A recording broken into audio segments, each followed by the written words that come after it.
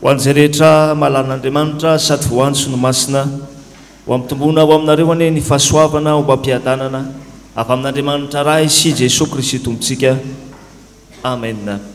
Anio alahady fahaenina ny volana aprily taona 2020 alahady fahadimy amin'ny kareny ary anio ihany koa no alahady hanasana ny parain'ny fanasana tompo rehetra eto anivon'ny fitandremana. Mibanjina aloha hevitra vaovao indray tsika fiangonan'i Jesosy Kristy eto Madagasikara mandritra ity volana aprily manontolo ity izay manao hoe verona ny tompo. Andrehantsika ary avana malala amin'ny tompo hitsangana hihira ny fanentanana ny azakazaka masina.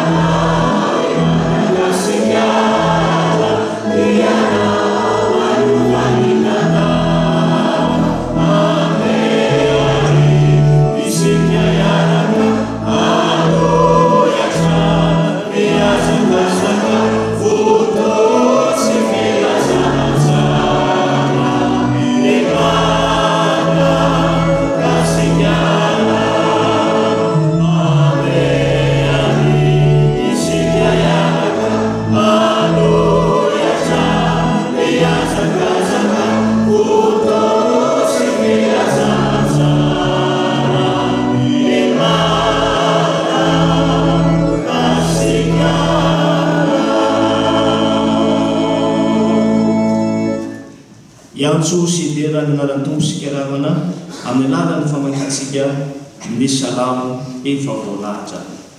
Amin'ny anaran'ny tompo Jehova no mpiandry ahy, tsy hanan-java mahomby aho, mampandray amin'ny ahy maitso izy, mitondray eo amin'ny rano fialan-tsasatra izy, hamelombelo ny fanahiko izy, mitarika amin'ny lalana fahamarina ny ianarana izy.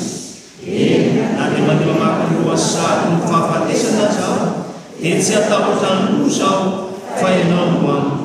Mitsorakasinao sy ny tehinao, ireo no mahafatahotra ahy. Mamelatra latabatra eo amin'ny maso ny fahavarika ianao, manosotra liloiloloako ianao, ny kapoaka fentikefeny. Entiko fahasoavana sy fahatrapona manaraka ahy amin'ny andro rehetra iainao. Dia toetra ao an-trano Jehova no lavao. Amen. Come on,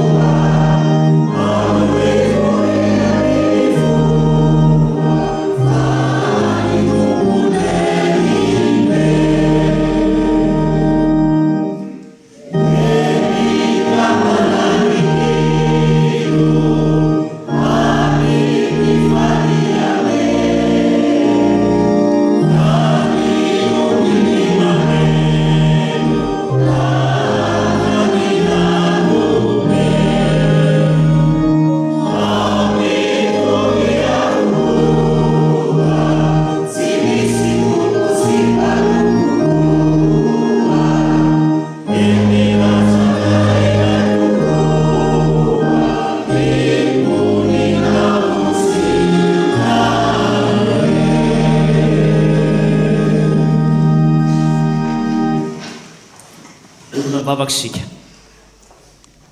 Andriamanitra rainay eo rainay amin'ny alalan'i Jesosy Kristy mpamonjy anay ianao indreto izay Andriamanitro miseho eto anatrehanao izay amin'ity alahady voalohany amin'ny volana aprily ity ary afaka indray izay mibanjina ny lohahevitra vaovao hoe velona ny tompo isaorana ianao Andriamanitro noho amin'ny famonjena lehibe izay efa natolotra ao anay andreto izay nafotanao indreto izay mpino manatatra ny fiderana ho anao eto amin'ity temponao masina ety misaotranao izay noho ny amin'ny fitantananao ny fiainanay misaotranao izay noho ny are-pahasoavana izay arotsaka ao amin'ny fiainanay ka mahatratra ety andro an'ity izahay sy ny herinay no na ny tanjakay na ny fahaizana mampahalalànay tompo no anton'izao fotoana izao fa noho ny fahasoavanao tsy mety ritra izany no antony mahatonga anay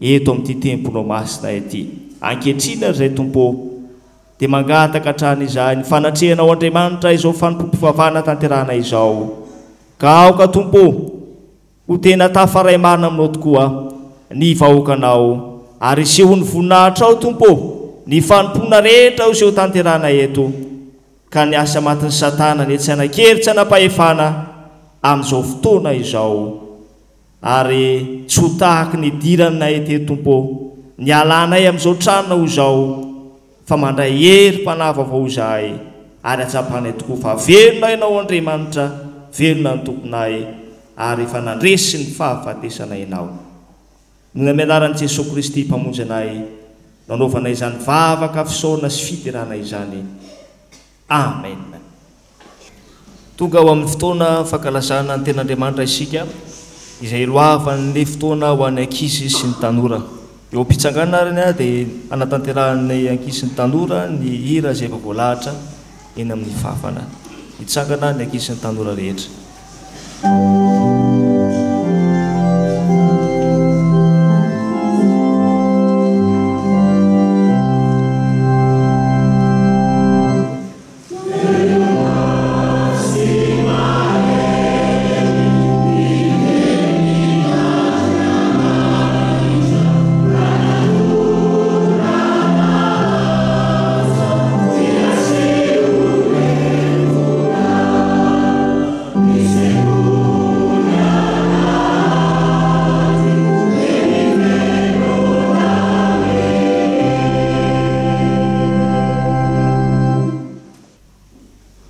isaorana ianao Andriamanitro ny amin'ity fotoana itindray izay ampianarinao anay amin'ny alalan'ny teninao ka ndreto izahay ankizy ny tanora tompo fa ny anao masina ane elo lalana anay amin'ny fampianarana ho an'izy ireo amin'ny anaran'i Jesosy Kristy mpamonjy anay nanaovanay ny bavaka amen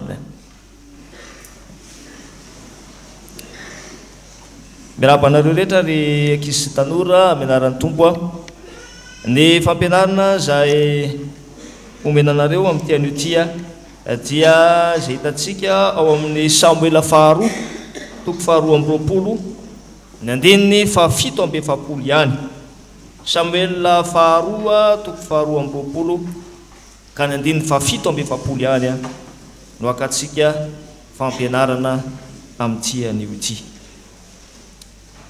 vaky toy izao minaran'i Jesosy velona Jehova isaona ane ny vatolampy asandratra ane ny Andriamanitra ny vatolampy famonjena amen izany ry ankizy tanora no andeha akatsika fampianarana indray izany soatra masina izany eto raha hitantsika tsara i Davida lay mpanjaka teo amin'ny fanjakan'i Israely ary Davida eto dia tena mino tanteraka izy tena mino zato isan-jato izy fa io Andriamanitra izay ivavahana io dia Andriamanitra velona io zay zany ny tahotrsain'i Davida eto tena velona io Andriamanitra io ary tena mino tanteraka an'izany ity Davida ity ary izany fahaveloman'Andriamanitra izany izay fahafantaran'ny Davida zay hoe velona izy dia to mampisy fanantenana hoe na io Andriamanitra io dia mitady fomba rehetra havelona ny olona ihany koa havelona ny mpanompony ihany koa noho izany indrindra dia hitantsika tsara fa natahotra ny Davida, natahotra ny Davida sy niondrika teo anatreny ireo fahavalo izay tady mananontany teo amin'ny fanjakan'ny Israely izany. Natahotra ny Davida satria ilay Andriamanitra momba azy, ilay Andriamanitra miaraka aminy tsy ilay Andriamanitra velona ny momba ny Davida, dia natahotra azy ny fahavalo araka ny hitantsika eto. Ary zany eto no mahatonga an'ilay hoe vatolampy famonjena ahy. Le hoe vatolampy eto zany dia midika hoe mafy, zany vatolampy zany dia mafy zany, ary afaka manorotoro ireo fahavalo rehetra izany. Zay zany eto no paikady apetraky Davida eto. Inona ary no hafatra? Raha zay tokoa ny fanazavana dia soratra masina fo zay. Inona ny hafatra tokony horaintsika? Izao ny tsarovy ry ankizy tanora. Ninona ady atrehanao? Ninona zavatra manahirana anao? Dia izao nitadio hoe eo foana Andriamanitra, eo akaikinao foana Andriamanitra, miaraka aminao Andriamanitra, ary mitady fomba izay ahavelona anao Andriamanitra, satria velona izy. Noho izany zany ry ankizy tanora dia izao, mila matoky an'Andriamanitra ianao, mila miantehitra amin'Andriamanitra ianao, dia izao ho hitanao tokoa ny voninahitr'Andriamanitra. Aza miantehitra amin'ny herin'ny tenanao zany hoe mbola tanora, mbola manana hery fa izao mila miantehitra amin'Andriamanitra ianao, ary mila matoky an'Andriamanitra ianao, satria Andriamanitra iarahanao io, Andriamanitra velona ary tsy mandao anao na oviana na oviana. Andeha raha tsika mamerina ilay soratra masina teo, Samuela faharoa toko faharoa amby roapolo andiny fahafito amby efapolo manao hoe amin'ny anaran'ny Tompo, velona Jehova isaona ane ny vatolampiko, asandratra ane ny Andriamanitra ny vatolampy famonjena ahy.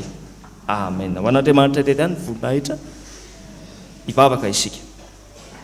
Ka sitranainao Andriamanitra ny amin'ny teninao, Andriamanitra velona tokoa ianao, ary Andriamanitra tsy mandao anainao, ka nampahirana indray ianao Tompo tamin'ny alalan'izany fampianarana izany. Dia tehirizo atena atinay Tompo izany fampianarana izany, mba hahatonga anay ho mpandresy koa miaraka aminao.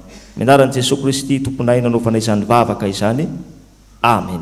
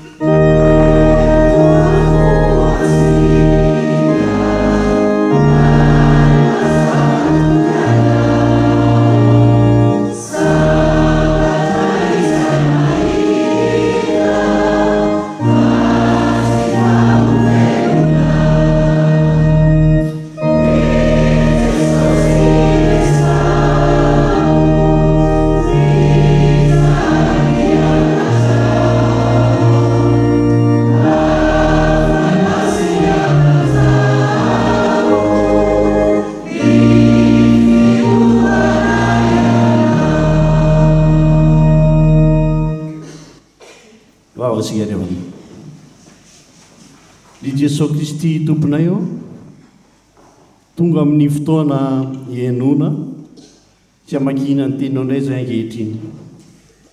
Mangataka ny fananao masina zay ameno anay zay amaky ny teny ary koa hiasa mahely ao anatin'ny mpanomponao zay anambara ny sitraponao. Ny teninao tokoa dia faniliny tongotray ary fanzavany lalanay. Manatry feno anay anao Jesosy, dia izany mivavaka sandra aminao, tsara Tompo. Amen. Iaraka mamaky sy hanosotra masina sika ao amin'ny fanekena taloha, bokin'ny Samuela faharoa toko faharoa amby roapolo andimy fahafito amby efapolo ka hatramin'ny faharaiky amby dimampolo. Efa hita dia vakiana aminaran'ny Tompo. Velona Jehova isaona ane ny vatolampiko, asandratra ane Andriamanitra ny vatolampy famonjena ahy. Dia Andriamanitra zay manao famalina ho ahy ka mampanaiky ny firenena ahy, dia ilay mitondra ahy ho afaka amin'ny fahavaloko, eny manandratra ahy ho ambonin'izay mitsangana anohitra ahy ianao ary amonjy ahy amin'ny olon-dozabe koa izany no iderako anao eny amin'ny firene samihafa jehova o sy akalazako ny anaranao manao famonjea-dehibe ho an'ny mpanjaka voatetriny izy ary mamindra fo ho amin'ny voaosiny dia amin'ny davida sy ny taranany mandrakizay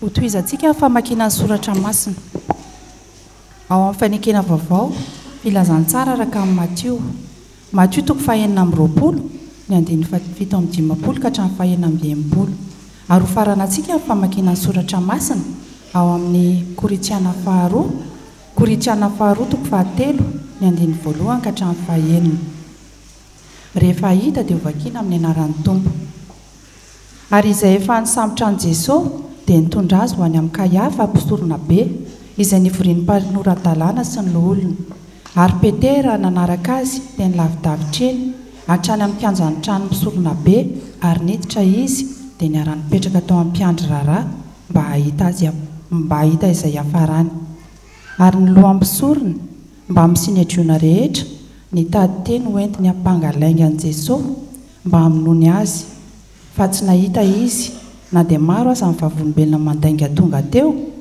ary noho ny farany dia nisy roalahy tonga teo izay nanao hoe ilay ity nanao hoe mahay mandrava ny tempolin'Andriamanitra aho sy manangana azy amin'ny atelona dia nitsangana misorona be ka nanao tamin'i Jesosy hoe tsy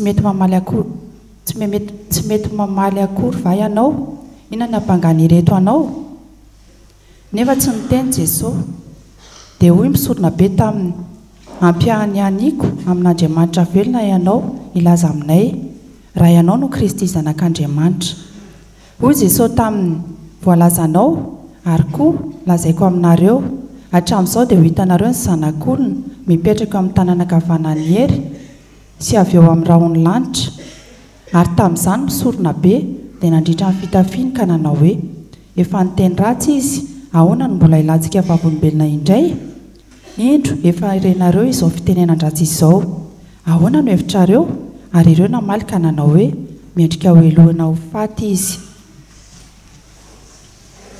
moa amin'ny dera tena indray va izahay sa toy ny sasany ka mila epistily filazantsoanay mo aminareo na avy aminareo ianareo no epistilinay voasoratra ato am-ponay sady fantatry sy vaky ny olona rehetra eny aseho ho epistilin' Jesosy izay entinay ianareo tsy nisoratana tamin'ny ranomainty anefa fa tamin'ny fanahin'Andriamanitra velona tsy teo amin'izay tena vaty fisaka fa teo amin'ny izay vaty fisaka nofo dia ny fo ary nanana izany fatokiana izany ny amin'Andriamanitra izahay amin'ny alalan'i Kristy kanefa tsy miambohanana fa leovana avy aminay hevitra na amin'inona na amin'iny izahay fa ny fahaleovanay dia avy amin'Andriamanitra izay efa nampahaleo anay koa ho mpanompo amin'izay fanekena vaovao nefa tsy amin'ny soratra fa amin'ny fanahy fa ny soratra mahafaty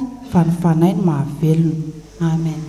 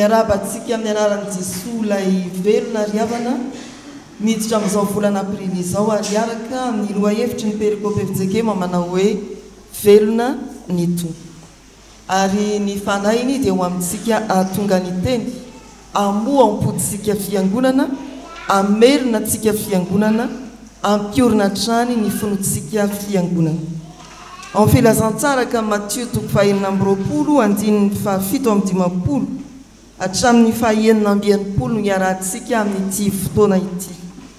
Filazantsara araka ny Matthieu 5:20 ny andininy 7:50 hatramin'ny 9:90. Filazantsara araka ny Matthieu nosoratana indrindra ho an'ireo jiosy kristiana anamafisana orina ny finoany fa Jesosy ilay Messia nambarany mpaminany arak'izay voasoratra ao amin'ny testamenta taloha. Tsaraina izany ankehitriny eto amin'ity perikopa ity, tsaraina ny fahamarinany teny hoe Jesosy Kristy ilay zanak'Andriamanitra, Jesosy Kristy no Messia.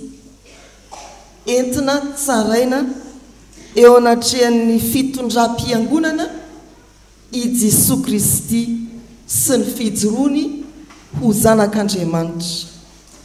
Ny fehiny fitsarana dia ny hoe mendrika ho eloina ho faty izy.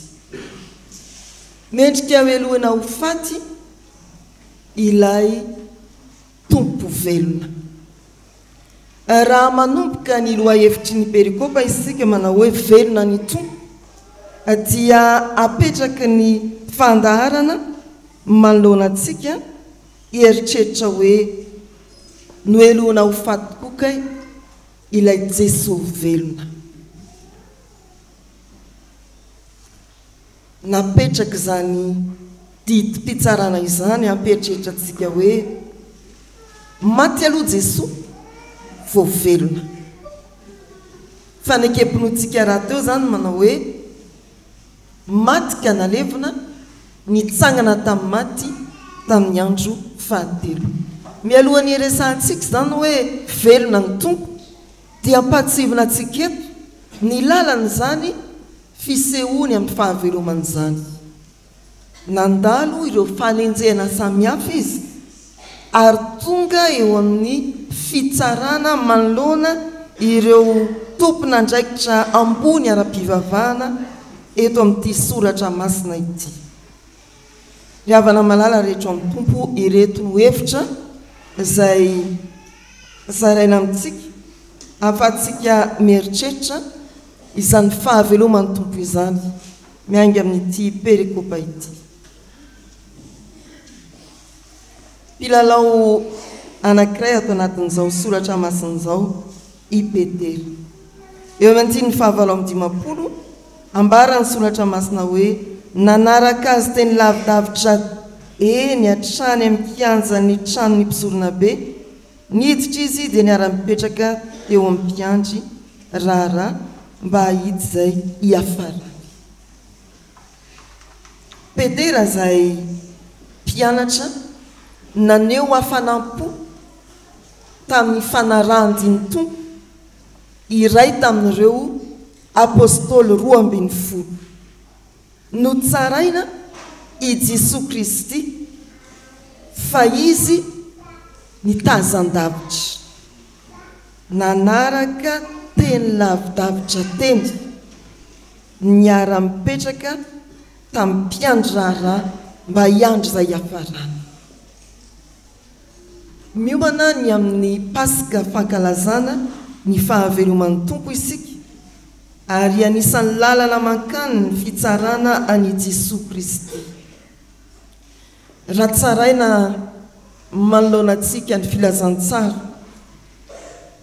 ary misy olona mikirakira izany filazantsara izany ny fanambarana fa Jesosy Kristy ny zanak'Andriamanitra, Jesosy Kristy no Messia. Raha teneniny izany eny amin'ny fiarahamonina, raha tononiny izany eo anivon'ny fiangonana, ho tahaka ny Petera ve ianao?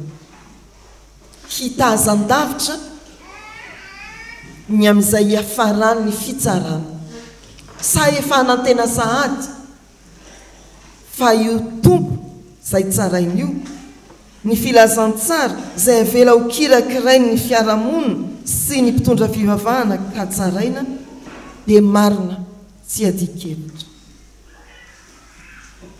Betsaka ny mafana fo toan'ny Petera fa rehefa tonga amin'izay tsy maintsy hiatrehana amin'ny fijoroana vavolombelona dia manao tazan-davitra. Betsaka ny mpivavaka eny mamonjy alahady fandraisana toy izao fa rehefa tonga ny akombagomban'andro ny alahady dia manao tazan-davitra. Ho avy ny Pasika dia mibetsaka ny toan'ny Petera avy nanao tazan-davitra tany rehetrarehetra tany. Rehefa tonga ny Pasika dia tiako amba izy ry havana malala miara-miady amin'ny Kristy ny olona tena voninahim-kalaza ny fahavelomany, miara-miatrika ny fitsarana ny Kristy isika, mijoro vavolombelona amin'ny ataontsika andavanandro, raha kirakiraina ny filazantsara eny amin'ny fiarahamonina, esoesony sika kristianina endretrena, tsy hiatakataka ianao fa tena hijoro hiomana tsara, tsy hiandry izay hafarany ny fitsarana fotsiny ho an'ny fanamelohana any Jesosy fa hiandry indrindra amin'ny fanantenana ny amin'ny fahavelomany Jesosy Kristy. Miatrika ny tontolo mpiainantsika isika ry havana, maro tokoa izay mety ho endrika fandavana ny filazantsara amin'ny vantaona irahantsika miaina ankehitriny. Tsy mody kombombavy ianao ka nafina ny maha-kristiana anao fa ho vavolombelona ny fahavelomany teny izay efa namelona ny finoantsika, ho fahavolombelona ny fahavelomany teny izay manambara ny fahaveloman'Andriamanitra. Fa ao anatin'izao perikopy izao koa ry havana dia manana anjara ny atao hoe lohan'ny mpisorona sy ny sinetriona, ilay mitady ny sikotra ary feno fanadiadiana any Jesosy ahatonga azy amoaka ny fahamarina ny filazantsara. Ny andiny ny 7:50 dia ny lohan'ny mpisorona mba amin'ny sinedriona rehetra nitady teny hoentiny ny hampangana laingany Jesosy mba aminoana azy. Mendrika hoe lohana ho faty izy no tadiavina fatratra ny lalana hahatongavany Jesosy eo amin'ny fahafatesana, fa tsy nijanona teo izy fa tonga tamin'ny fitsanganana amin'ny maty ny fahavelomany. Ny lohan'ny mpisorona sy ny sinedriona, hoe sinedriona moa dia ireo 70 izay tompon'andraikitra ambony teo amin'ny fivavahana Jiosy tamin'ny fotoanandro, miandraikitra ny fandaminana ny raharaha mpiangonana rehetra, mihevitra izay ampitombona tsara ny fivavahana izay iandraiketany, satria nanakotaba ny fivavahana Jiosy, nanozongozana ny finoana Jiosy, ny fijoroan'i Kristy sy ny fanambarany ny mahazanak'Andriamanitra azy, dia tonga tamin'ny faratampony fahatezerana ireto tompon'andraikitra ireto miatrika ny fitsarana any Jesosy, ny sinedriona rehetra, hitady izay hampangana lainga any Jesosy. Mety mitranga koa eo amin'ny fiainan'ny fiangonana ny fifandirana mahatonga ny filazantsara hampisalasala ny olona na dia ny kristianina azy. Mety hitranga ny fifanoherana eo amin'ny fiangonana amin'ny fampianana samihafa ka mahatonga n'izao tontolo izao valalanina hoe fa inona ny marina ny amin'ny filazantsara. Tsaraina eny anivon'ny fiangonana koa ny filazantsara fa tsy amin'ny fiarahamonina ihany. Indraindray dia tadiavina izay andosona ny filazantsara torian'ny fiangonakafa dia katsahana mafy izay hampangana ny hafa ho tsy mahavita azy zany ny zava-mitrango anatin'ny fiainan'ny fiangonana sy ireo antoko-pivavahana samihafa riavana. Tsaraina ny fahamarinany filazantsara isan'izay hitady ny ampangana ny filazantsara ve isika sa hitady zay hanamarinana ny filazantsara ao amin'ny soratra masina zay nomena ivelomantsika. Tsaraina ao anatin'ny fiangonana ny filazantsara. Inona ny fahafantaranao ny filazantsara? Iza no alalanao any Kristy? I Kristy lay mpanakirotana ny fiainanao ve ka mendrika ho tsaraina tokoa? I Kristy lay mampisamvoaravoara ny fiainan'ny fiangonana ve ka metrahana fanontaniana indray ny hoe velona marina ve izy? Tena maty ho antsika koa ve izy? Aiza ianao ry havana? Isan'ireo mpisorona be sy nyedriona ve? Sa ireo efa mafy orina amin'ny finoana ka mahatoky fa na inona fampianarana mety mitranga sy miseho mandidina ny filazantsara ny Kristy maty sy nitsangana tamin'ny maty matanjaka ny finoantsika velona i Jesoa. Ampy izay tsisy fanampiny raha miorina tsara amin'izany fahaveloman'ny tompo izany ny finoantsika tsy azo izaiza ozongozoniny isika na inona teny afafy manodidina ny filazantsara hitadiavana izay ilazana fa tsy mahomby ny filazantsara torin'ny fiangonana izao na izao nijoro ianao satria tsapanao fa Kristy velona no efa nekenao, Kristy velona no efa notomponao. Ny anankiray amin'izay manana anjara ato amin'ity perikopa ity dia Jesosy Kristy. Ary tokony hanandanja amintsika ny fanekemponony manoloana ireto mpitsara ireto. Amin'ny voalohany eo amin'ny andininy 7:20 dia izao no ambaran'i Jesosy. Tsy niteny Jesosy dia hoy ny mpisorona be taminy, ampanianiko amin'Andriamanitra velona ianao ilaza aminay raha ianao no Kristy zanak'Andriamanitra. Hoy Jesosy taminy, voalazanao. Mpandray anjara zay tokony hanaitra antsika manoloana ny fitsarana ny filazantsara i Jesosy Kristy, lay filazantsara torian'ny fiangonana. Rehefa niataka i Petera, rehefa nanenjika ireo tompona andraikitra ara-pivavahana tao amin'ny sinedriona dia nijoro irery nanambara ny fahamarinan'ny filazantsara i Jesosy ka nanao hoe voalazanao. Teny fohy tokana ampieritreritra antsika fa io Jesosy zay enjehana ary tsara inio dia ilay Kristy zanak'Andriamanitra. Mbola ao anatin'ny fisalasalana tokoa ny fiarahamonina raha no tsaraina i Jesosy fa izy dia nijoro teo alohan'ny fitsarana, izaho no Kristy zanak'Andriamanitra. Mbola mijoro manoloana ny fiangonana, mbola mijoro manoloana ny fiarahamonina koa Jesosy, mampatsiaro n'izao tontolo izao fa izy no Kristy zanak'Andriamanitra. Ary eo ambany eo dia tia hanambara sahady izy ny amin'ny hoe hiara-manamboninaitra amin'Andriamanitra, hipetraka eo an-tanana ankavanan'Andriamanitra izy. Amin'ny fanekempontsika manao hoe nitsangana tamin'ny maty tamin'ny andro fahatelo, niakatra amin'ny an-danitra, nipetraka eo ankavanan'Andriamanitra raitsy. Ry havana malala rehetra ao amin'ny tompo, rehefa miaina ato anatin'ny fiangonana isika dia tsarovo Jesosy Kristy izay milaza aminao hoe izy no zanak'Andriamanitra, mijoro eo voan'ny fiangonana mba tsy ho voafitaka ianao ka ilazan'ny hafa hoe tsy ao amin'io fiangonana io Kristy, fa tena velona ato anatin'ny fiangonana Kristy ary mamelona anao sy mamelona ny finoan'ny tsirairay.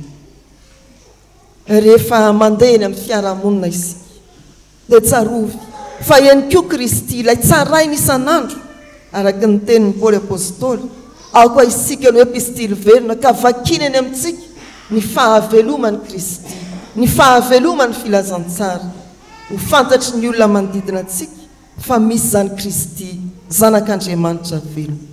Andeha isika ry havana, tsy ho tahaka ny Petera ka hijery izay afaran'ny tantaran'ny fiangonana ao anatin'izay mety ho fanenjehana mbola iainantsika.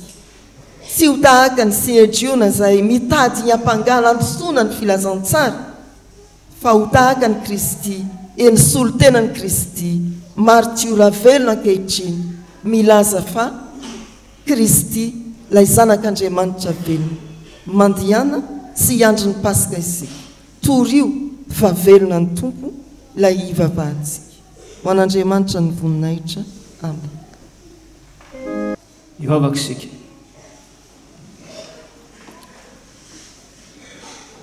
Isaorana ianao Andriamanitro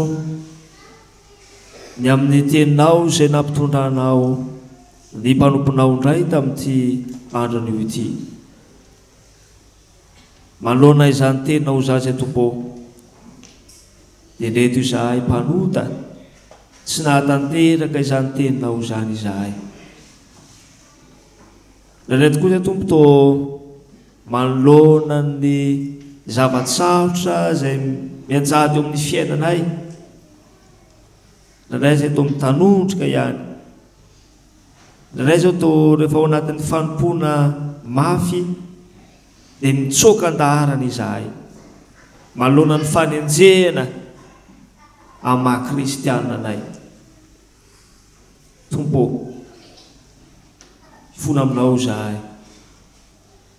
Menatra izahay manoloana izany teninao izany, raha nandre izany izay Tompo, dia tsy tanteraka izahay. Fa izay tokoa Tompo ilay mpitazana fotsiny ihany amin'ny filazantsara, ny amin'ny fampelezana ny filazantsara. Tompo, diso izahay. Miaika ny tsy fahatanteranay izahay. Fa impito koa izay mba nanatanteraka ny fitoriana ny filazantsara any amin'ireny tanàna sy vohitra izay mbola tsy mahalala anao Andriamanitra ireny, any amin'ny toerana ambanivohitra lavitra be any amin'ny toerana izay tena fendalo sy ny maro isan-karazany. Tompo, mila ny filazantsaranao ireny, kanefa izahay Tompo tsy sahy izahay, malemy izahay manoloana izany fahasarotana rehetra izany. Ho tahaka ny mpianatra ho fahaizay ihany izay Tompo, mitazatazana fotsiny manoloana ny sarotra, koa mifona aminao izahay. Sotranao izay Tompo ny amin'ny teninao izay mampatsiaro ny indray, mananatra ny indray ary mamerina anay ao amin'ny fitiavanao Andriamanitra, ao amin'ny tena sitraponao, ka andehanany amin'ny fankatoavana ny teninao. Ary amin'izao andro karebo izao tokoa Tompo, mba tsy ho fandalovana fotsiny ihany ny fahatsiarovana ny karemy, ny fiombonanay amin'ny alalan'ny herinandro masina, fa mba tena handinianay ny tenanay tokoa, hoe tena miorona ao aminao tokoa ve izahay, tena miorona ao amin'ny finoananao tokoa ve izahay. Ka raha sendra tafiotra ireo fampianarana maro isan-karazany izay mifaomaofao eto amin'ity firenena misy anay ity, tena miorona ao aminao tokoa ve izahay. Maro Tompo ireo namanay izay efa niverin-dalana ny amin'ny finoana, voasariky ny amin'ny fampianarana maro, tsy nahajoro tamin'ny finoananao.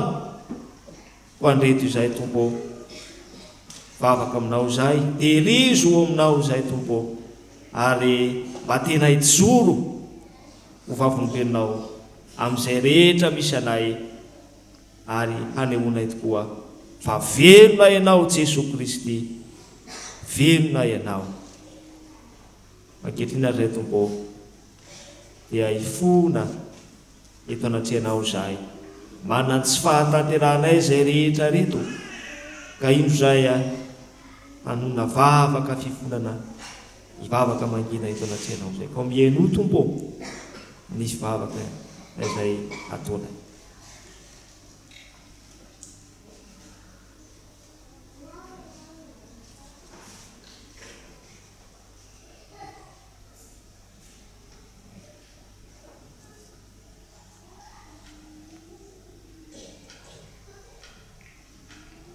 ataonay amianaran'i Jesosy Kristy ilay mifona ao anay eo akapan'Andriamanitra ray nanaovana izany vavaka izany.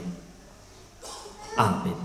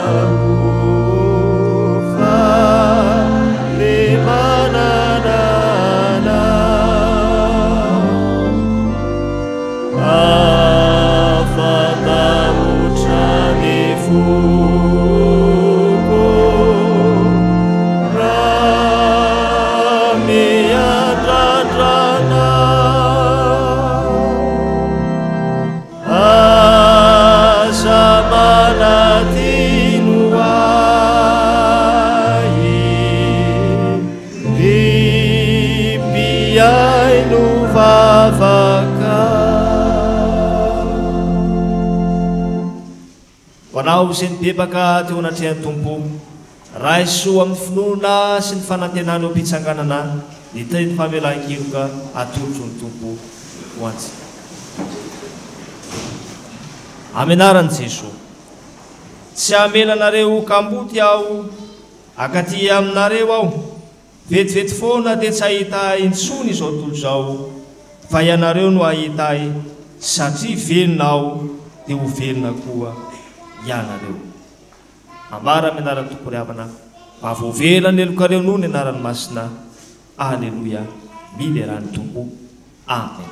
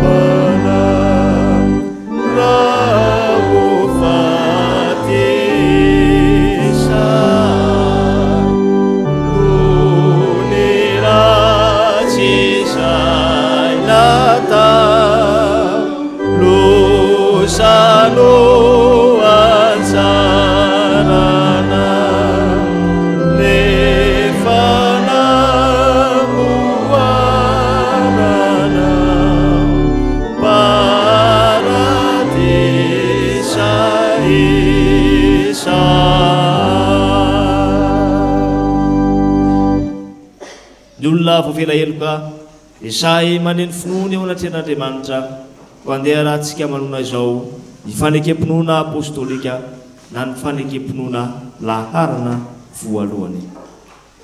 Mino an'Andriamanitra ray tsy to mpanao ny lanitra sy ny tany aho, ary mino an'i Jesosy Kristy zanalahy tokana tompontsika izay nitorotoroana tamin'ny fanahy masina nateraka Maria Virjiny nijarona napaka Ponty Pilato nomboana tamin'ny azo fijaliana maty ka nalevina nidina tany amin'ny fiainantsika nitsangana tamin'ny maty tamin'ny andro fahatelo niakatra ho any an-danitra nipetraka eo ankavan'Andriamanitra ray tsy to avy any aviany tsara ny velona sy ny maty mino ny fanahy masina ao ny fiangonana masina manerana izao tontolo zao ny fiangonan'ny olona masina ny famelan-kely ny fitsakana ny tena ny maty ary ny fiainana mandrakizay amen.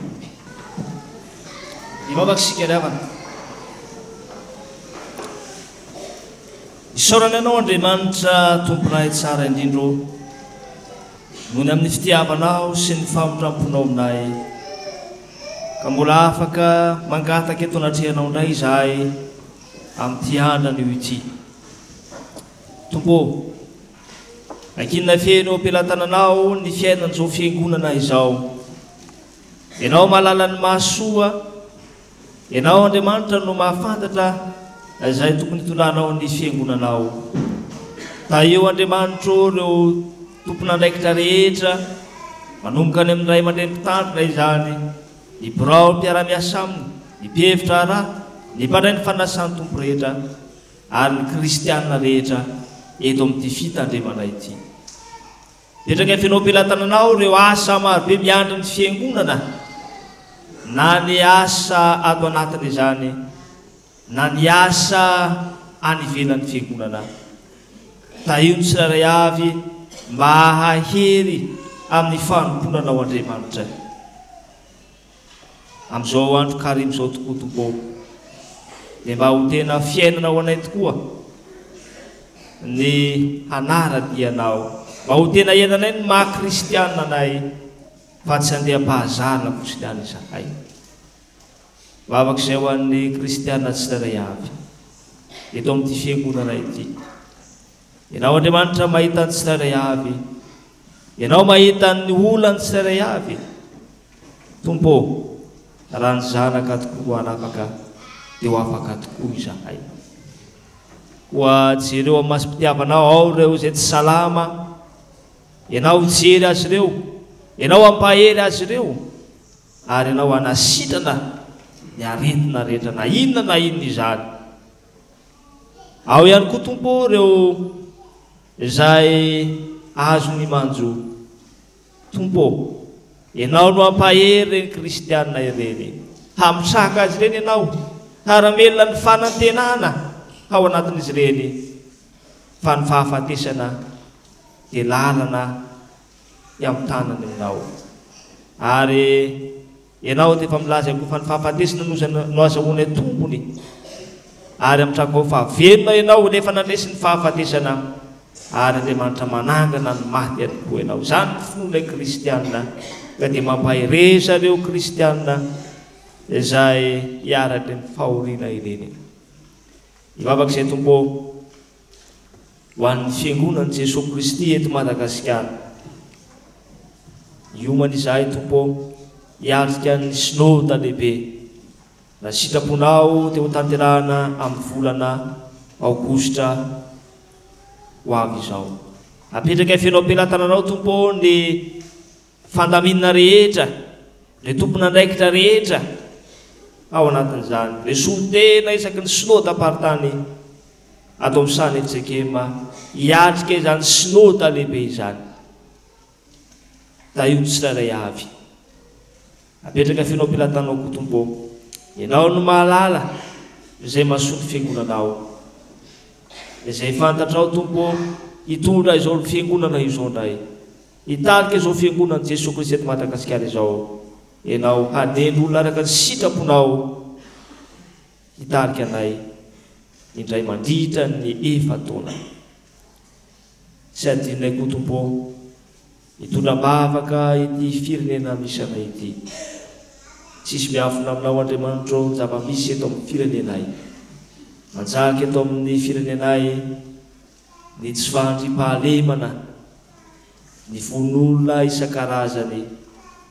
Manjaka eto aminay Tompo ny fahantrana. Ianao Andriamanitra hijery ny malagasy rehetra any lavitra any. Tompo, tsinjovy izy ireny Andriamanitra, ary vavaka ho azy ireny izahay, ampahery azy ireny ianao.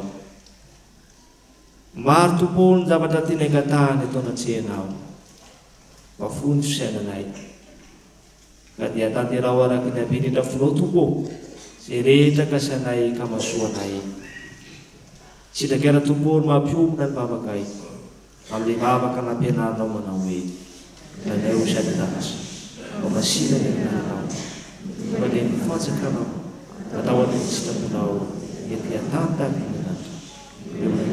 saza amin'ny any kay takina amin'any setyvelika taminay aratsapolana mifakapana manafahany amin'ny ratsy anao mifatsaka nasy ary nahitra manakizay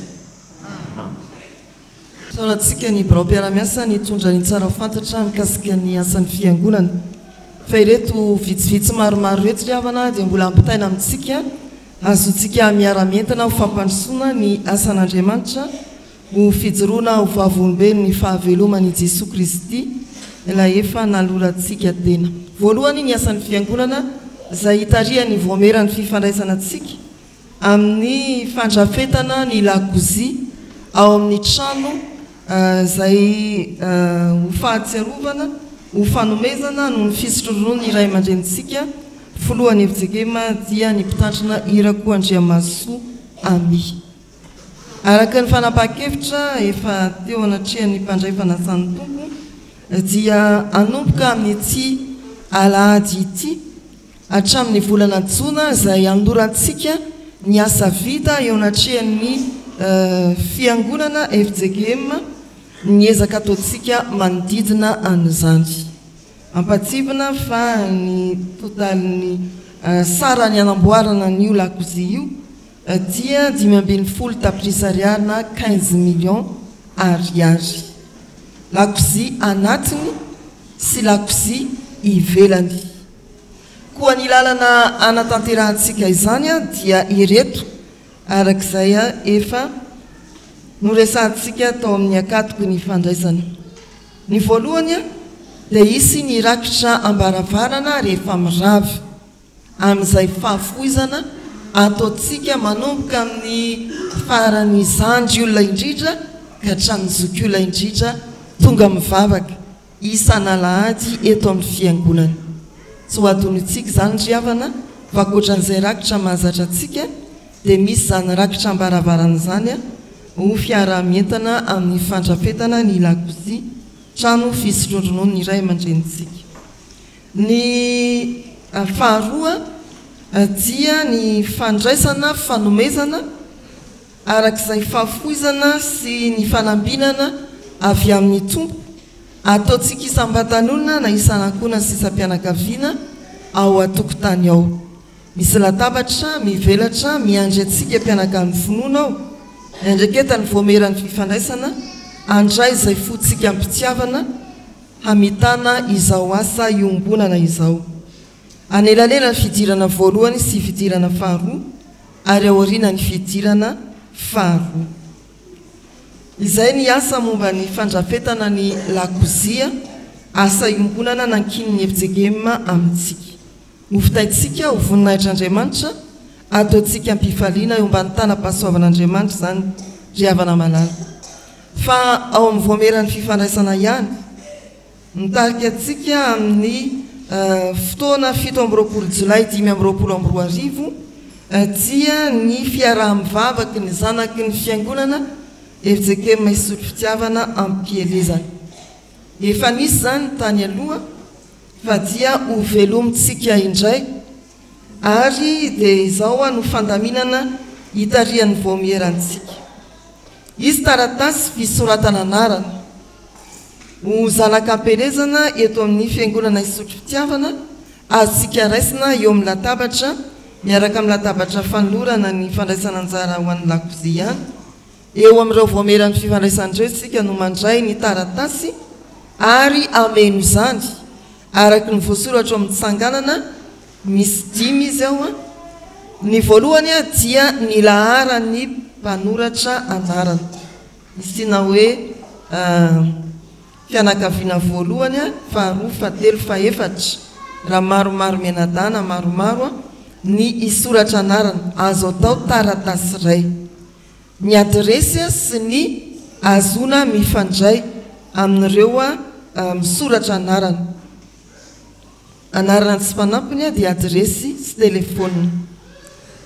ny manaraka dia ny fiangonana misy azy ireo na ny misy anareo ilay misoratra anarana ankehitriny ohatra ny hoe atsy amboasary kely ianao zao no misoratra fiangonana fa isoratra ho zanakam-pelezana eto amin'ny fitandremana zay mety nitaizanao tany aloha eto soratany eny hoe fiangonana misy ankehitriny efijegema amboasary kely na ekara ambatondita na efijegema matsimo mamasina ohatra zany ety misy anara-piangonana hafa koa aza misalasala mametraka an'ireny ary ny farany dia ny fifandraisana amin'ny fiangonana eto isotro fitiavana ohatra raha misy anara-pianakaviana azonao tononona azon'ireny avantsika ireny tononona ifandraisana akaika amin'ny zanakam-pelezana dia eo no soratana ny anarana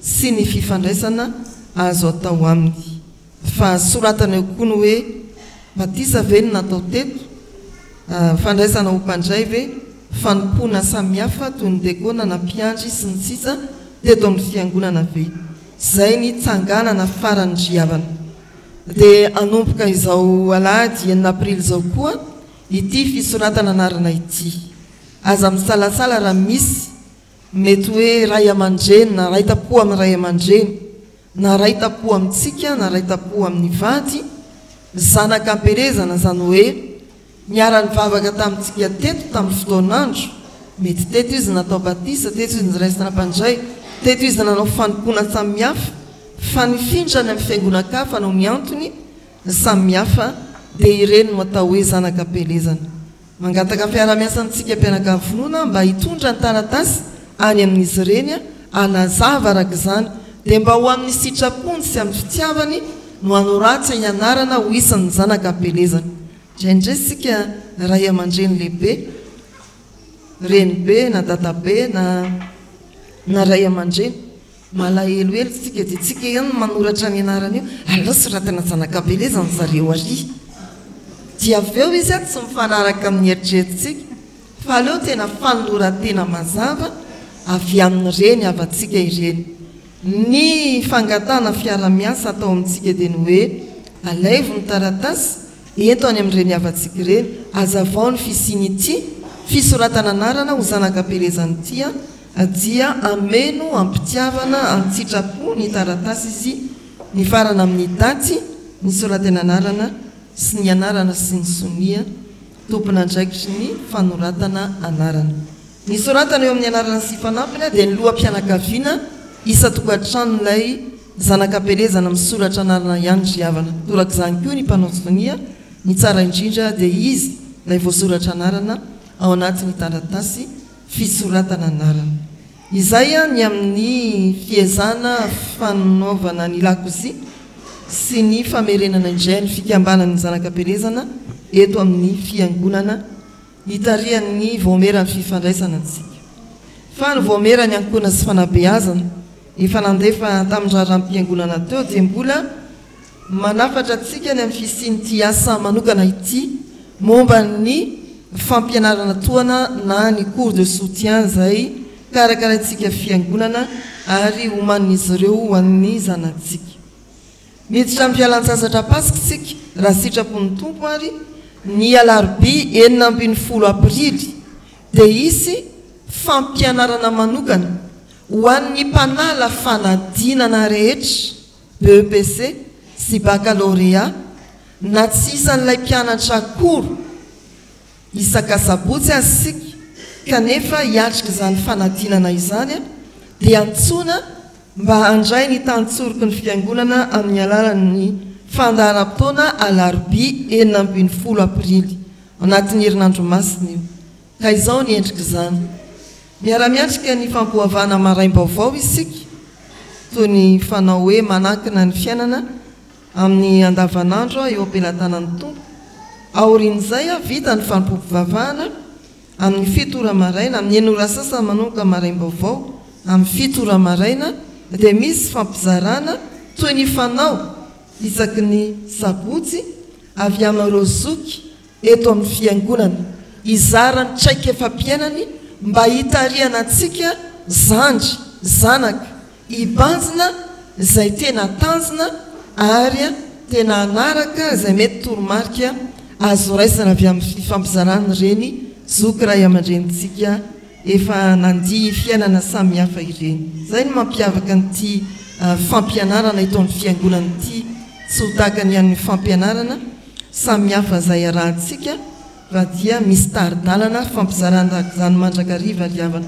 Aorino io fampizarana io dia miditra amin'ny fianarana amin'ireo taranja fototra izay fahanao mahazatra ny mpianatra. Antsoina anatrika amin'izany ny mpanala fanadinana rehetra, ny ray aman-dreny ny mpanala fanadinana mba hahafahany mandrisika bebe kokoa ny zanany ary ireo tompon'andraikitra amin'ny fitondrana mambavaka eto amin'ny fiangonana izay mitondra mambavaka mandrakariva koa ireo mpanao koro sy ny asa eo anivony voamerany ankonana sy fanabeazana. Akoatran'izay moa dia anasanantsika mpianakavy izany fotoana manokana iandrandrana ny fahasoavan'ny tompo amin'ny fanabeazana ny zanaka ny fiangonana izany tsarovy ary alarobia fa 19 volana aprily manomboka amin'ny 9 orany sasany izay fandaharam-potoana manokana ho an'ny fampianarana toana ho an'ny mpanala fanadina. Fa ny farany dia arindra ny voamerany ankonana vamoerany antotanisa ny fitsinjarana antsika vahoakan'Andriamanitra isa-tokantrano amin'ireo dekona mitantana ity fiangonana ity. Voalohany dia efa tonga tamin'ny famangina antsika isa-tokantrano ireo dekona araka ny tsinjarana azy avy. Misaotra antsika izay namoa varavarana tampifaliana ireny dekona ray aman-drenitsika ireny ary nandray azy tamin'ny fitiavana tsy ny salasala koa ny laza izay mety ho etaetantsika. Mankasitraka riavana izay nampiantrany mpaminany dia azo valim-pitiany mpaminany. Eto kosa nefa mialatsiny amin'ireo dekona vitsivitsy izay tena mbola tsy nahatanteraka ny famangina tokony ho natao ny volana janoary sy febroary. Araka ny antony samihafa tsy nahavitany izany dia mampitondra fialantsiny riavana. Anonitra izy ireo amin'ny famangina manaraka izay raha sitrapon'Andriamanitra dia any amin'ny volana jona indray. Nahoana moa ny volana jona? Ireo mpamangina andritra ny janoary na febroary araka natongavany tany amintsika dia mety ho nilaza tamintsika hoe miverina eto indray izay volana aprily. Teny izany tokoa ny fandaminan'ny fiangonana kanefa rehefa noraisina ny tatitra avy amin'ny mpamangy dia tsy maintsy mizotra amin'izao fandaminan'izao isika ary araka ny dinika nataon'ny voamerany antotanisa. Misy ireo izay nifanakaiky tamin'ny ovangina nefa tsy mbola nahavita fisoratana anarana no isan'ny fiangonana. Misy ireo natolotra dekona saingy ny findra lavitra ka tsy maintsy amerenana fandaminana indray afindra ny amin'ny dekona akaiky azy kokoa. Ireo fanamboaran'ireo dia tsy maintsy tontony-sain'ny voamerany antotanisa mandritra ny volana aprily. Fa ao anatin'izany koa raha misy isika tena mbola tsy nanao fisoratana anarana ho isan'ny fiangonana mihitsy mpivavaka teto hatrany nefa tsy nahatratra na tsy nandre ny fisian'ny fanavaozam-pisoratana anarana ny farany taona 720 dia izao ny fotoana riavana mandritra ny volana aprily manatona ny sekretera-pandrara isika maka ny taratasy fanavaozam-pisoratana anarana dia anao zany fanavaozam-pisoratana anarana zany. Mandray izany mandritra ny volana aprily ny fiangonana ary dia ho raisy ny voamerany antotanisa indray ireo fisoratana anarana vaovao na navaozina ka andrafetany fitsinjarana vaovao indray. Ny amin'ny fitsinjarana arak'izay fanambara teo anivony akatoko ny fandraisana ity fitsinjarana ny simpanamboarana ity na fitsinjarana nandraisana ireo vaovao ny soratra anarana ho isan'ny fiangonana dia voaka peta-drindrina ao anatin'ny volana Mey. Izany no ilazana amintsika hoe raha sitrapon'ny tompo dia tsy hisy aloha ny famangina volana aprily araka ny nanomanantsika tamin'ny alalany dekona namanky fa ikisaka volana jona zany raha sitrapon'Andriamanitra dia ireo ariavana ny asa izay nambara tamintsika ho famarana izao raha n'Andriamanitra izao ny tompo sy ny fahasoavana ho amintsika ahifatsika izay tandrify atsika tsirairay avy.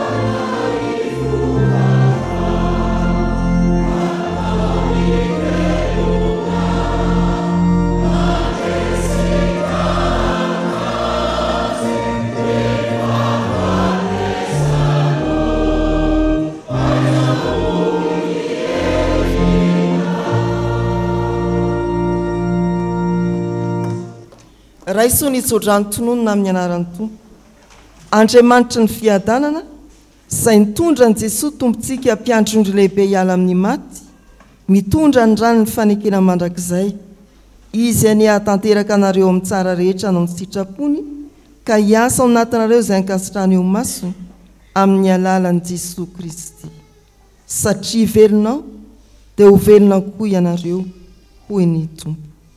Amen.